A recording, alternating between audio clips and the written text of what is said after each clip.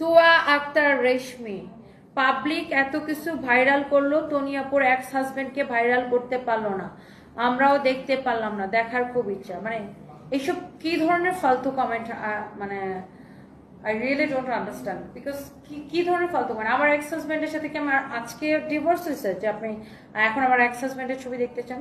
এই ধরনের নোংরামি যদি কেউ করে, একদম মামলা দিয়া একদম 14 শিখের মানে ভাত খাওয়া একদম সোজা করা ছাড়ানো, এই নোংরামি যদি কেউ করবে।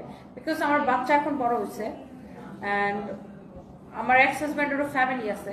সো আমার পার্সোনাল লাইফ নিয়ে যদি কেউ টানা হিস্টা করে, একদম মায়েরা ফেলাবো ধরে, আগেই বলে রাখলাম। ফালতুগিরি করলে একদম খবর আছে।